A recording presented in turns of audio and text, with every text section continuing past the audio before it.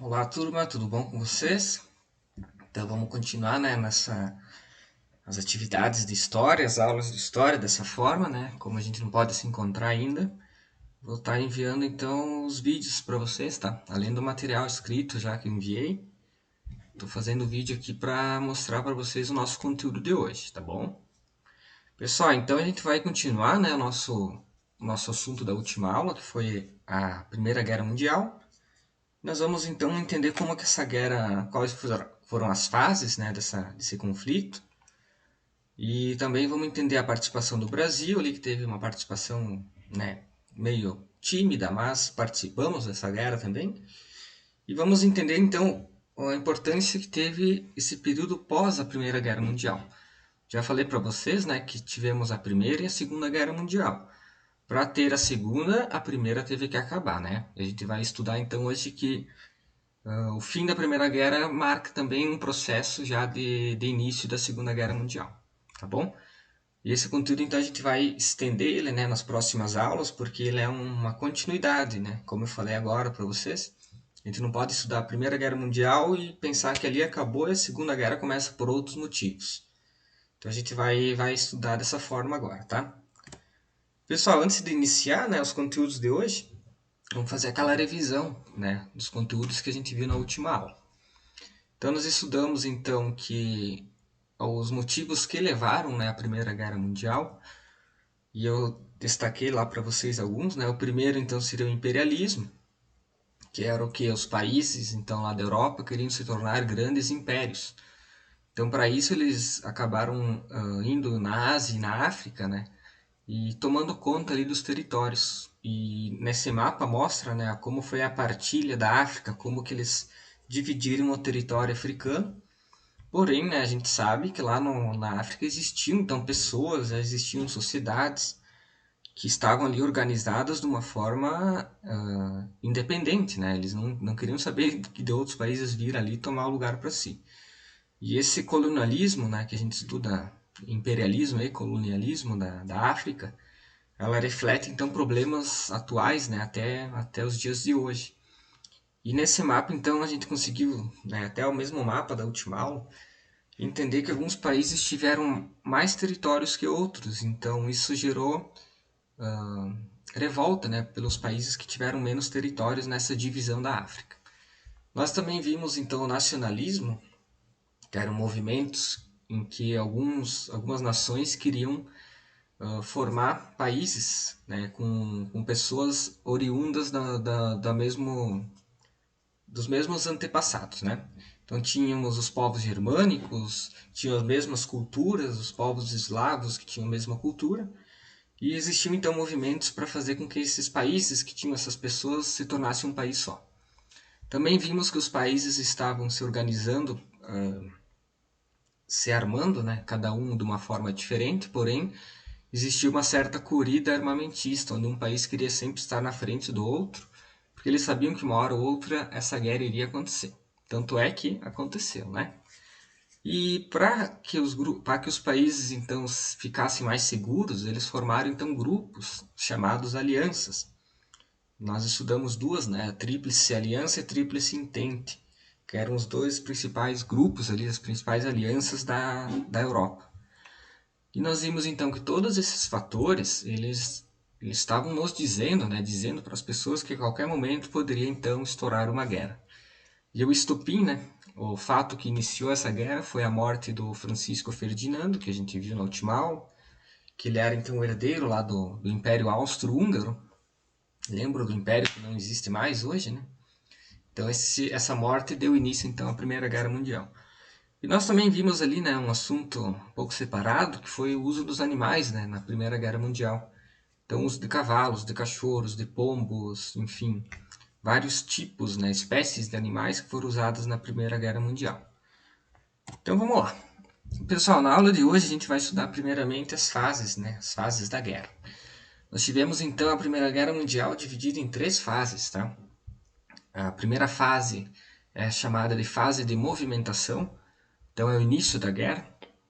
Os exércitos então se movimentando, conquistando territórios, conquistando cidades, conquistando países. o uso então de novas técnicas, novas armas também, a substituição do cavalo por veículos, tudo isso ocorrendo então na primeira fase da guerra, que foi uma fase então agitada, muitos conflitos violentos, conflitos sangrentos, com muitas mortes, então aquela guerra movimentada.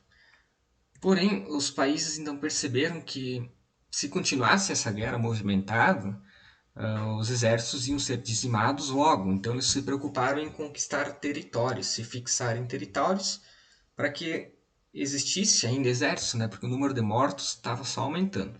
E nenhum país queria então acabar com a guerra nesse momento. Nenhum país queria então se entregar, né? A ser considerado derrotado. Então essa guerra continuou, até que chegou no momento que os exércitos tiveram uma estratégia bem diferente, então que marcou, né, a Primeira Guerra Mundial, que é então as trincheiras. A segunda fase é conhecida como a fase das trincheiras. Então nesse momento, os soldados escavavam buracos, né, no chão para se proteger e para então demarcar o território, para que os outros soldados, os exércitos inimigos não passassem adiante. Porém, nós tivemos então um momento em que a guerra ficou parada.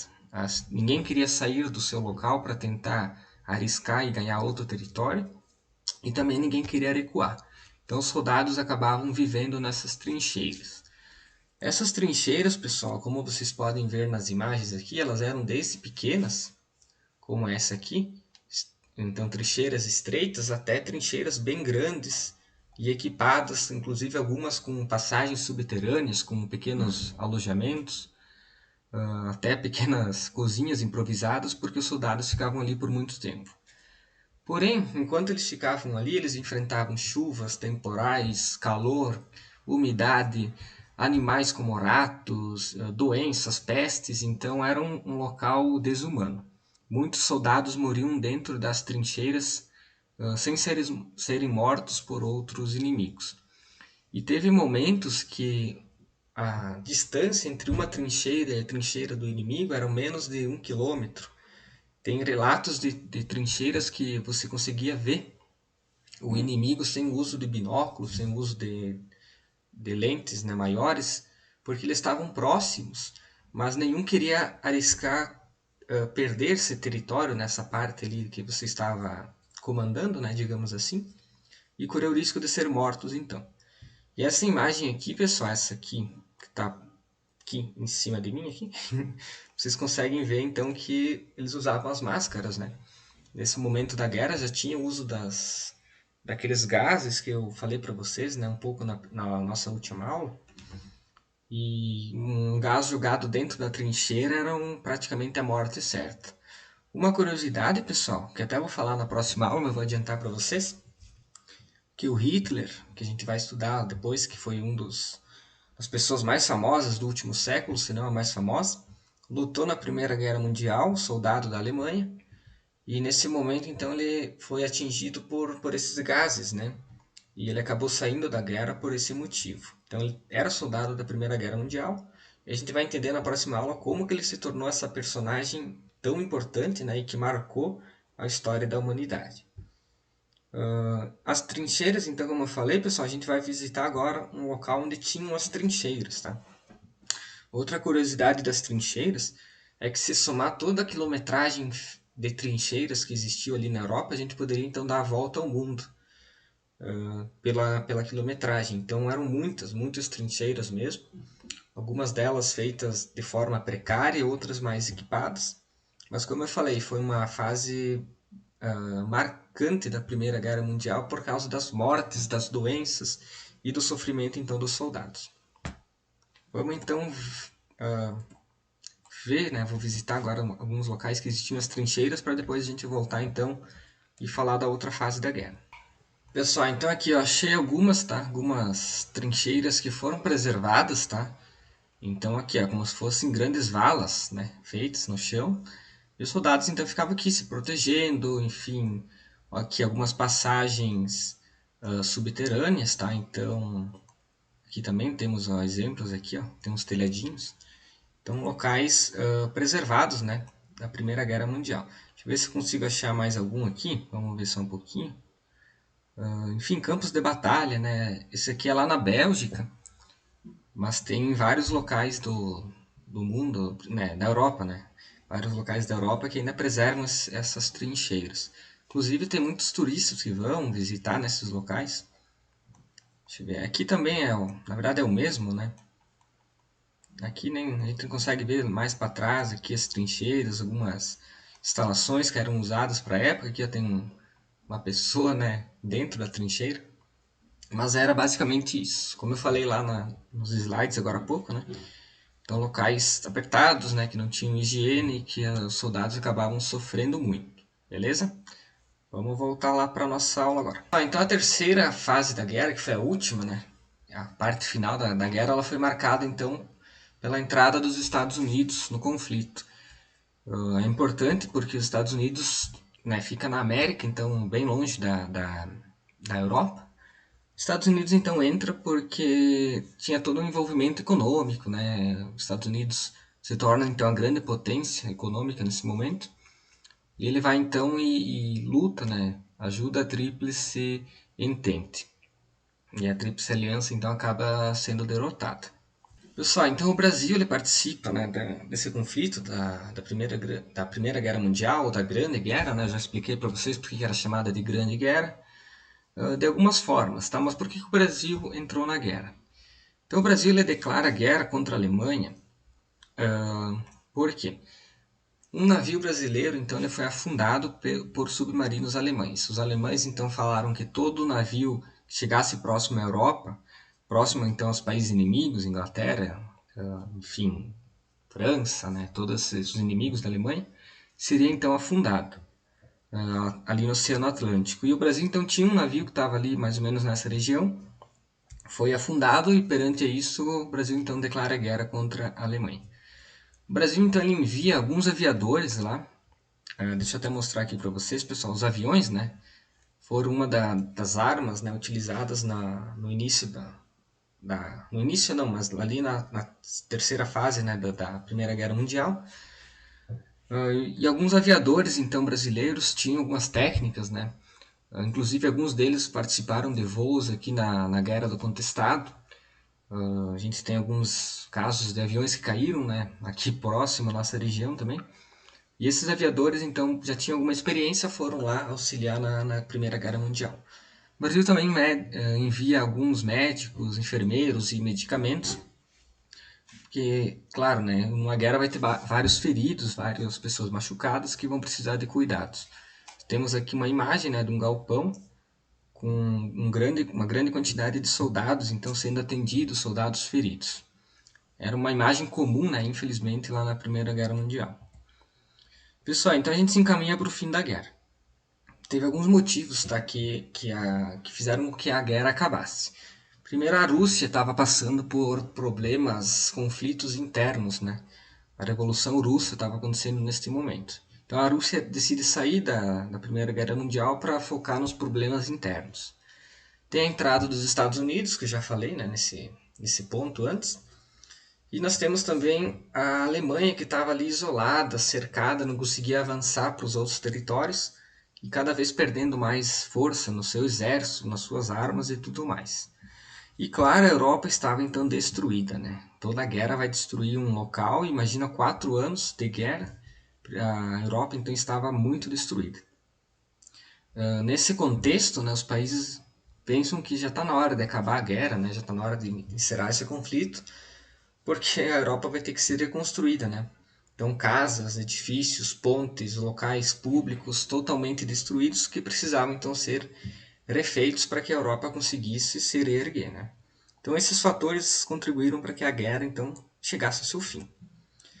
Porém, pessoal, teve um acontecimento que até hoje é lembrado na Primeira Guerra Mundial como um exemplo a ser seguido, que foi o Natal da Paz lá em 1914, no primeiro ano da guerra. Então, tínhamos soldados que estavam ali na Bélgica, que estavam então nas suas trincheiras, né? E era a noite de Natal, 24 de dezembro. Então, os soldados, né, alemães, ingleses e franceses, né, todos ali, cada um defendendo as suas bases, resolveram então fazer uma trégua, fazer uma pausa nos conflitos, e os soldados então resolveram se reunir para comemorar o Natal. Teve até jogo de futebol, essa foto aqui mostra, né, o acontecimento.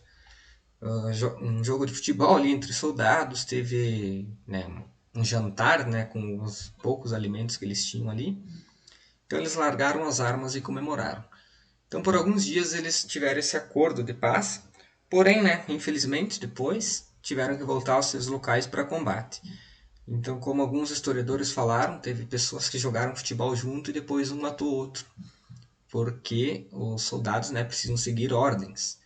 Mas esse acontecimento então marca um acontecimento, foi um acontecimento marcante, né, na Primeira Guerra Mundial, por esse acordo entre os soldados.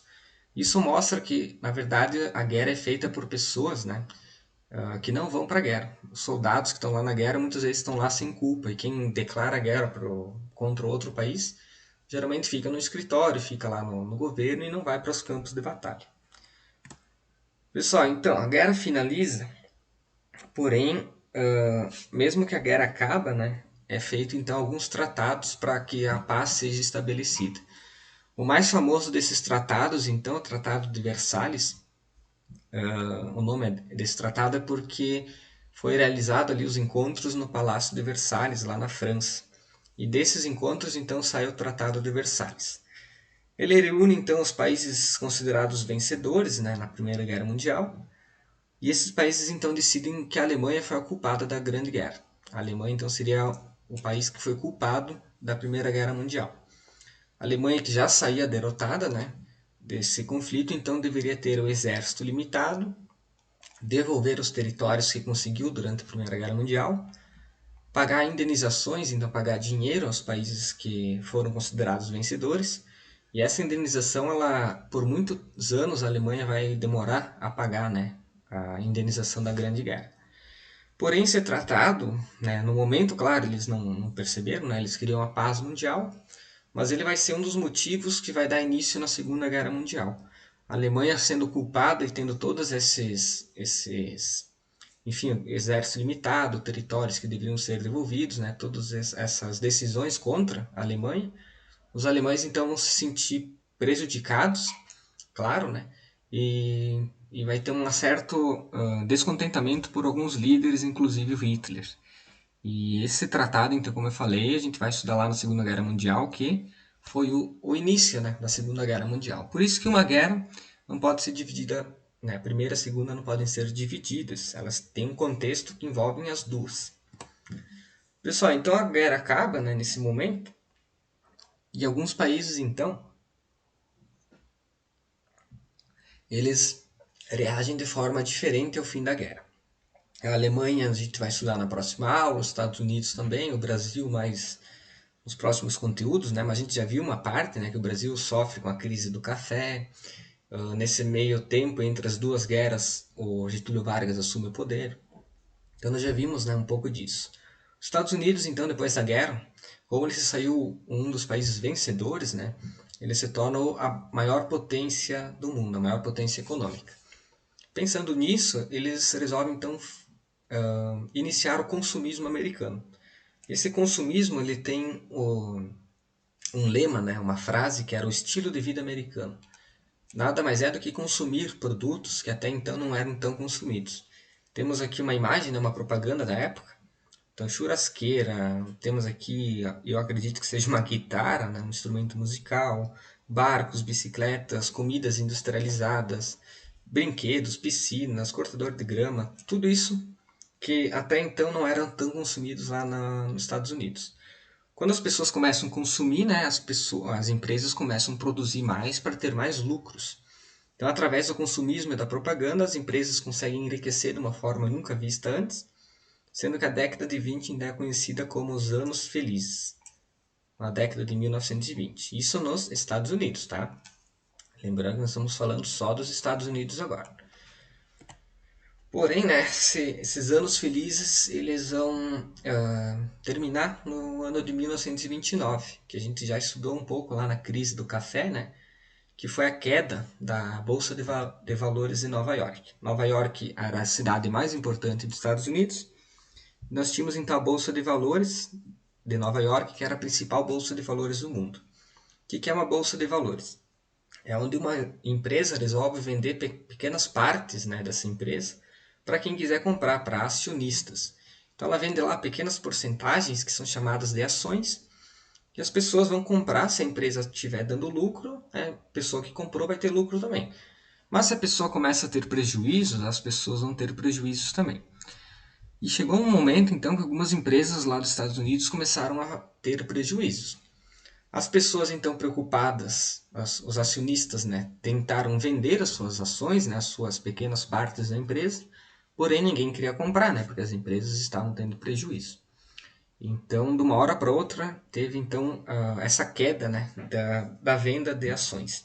Então, muitas empresas acabaram falindo por causa disso e o desemprego aumentou cada vez mais. Por que eu coloquei essa imagem aqui para vocês, pessoal? Nós temos aqui um cartaz ao fundo, né, com o estilo de vida americano, a frase que eu falei antes para vocês. E nós temos então pessoas brancas, né, observem bem, dentro de um carro, demonstrando, né, o consumismo, e várias pessoas aqui, ó, negras na fila do emprego, na fila para vagas de emprego. Então o desemprego ele atinge principalmente as pessoas negras. Mas por que atinge mais as pessoas negras? Nesse momento da história dos Estados Unidos, nós estávamos passando então por uma segregação racial. O que é uma segregação? As pessoas eram separadas de acordo com a sua raça. Então nós tínhamos negros, crianças negras que não poderiam ir nas escolas que os brancos frequentavam, tinham locais públicos que os negros eram proibidos de frequentar, e nós tínhamos uma organização, né, racista muito presente lá nos Estados Unidos, que era a Ku Klux Klan, um nome bem difícil de falar, né? Mas representa então essa segregação racial. E aqui eles estão representados, tá? Famosos por essas toucas, né, brancas, e eles então perseguiam negros, assassinavam negros lá nos Estados Unidos. E até hoje existem então alguns grupos que remetem a Ku Klux Klan, grupos racistas, né, que pregam então a segregação racial até nos dias de hoje. E aqui tem até uma placa, pessoal, que demonstra como que era presente nessa segregação. Isso aqui significa, o que está escrito nessa placa é: nós não queremos moradores ou inquilinos de outra cor que não seja o branco na nossa comunidade. Então tinham placas como essas em bairros, em comunidades, condomínios, que mostravam que não queriam pessoas que não fossem brancas nesses locais.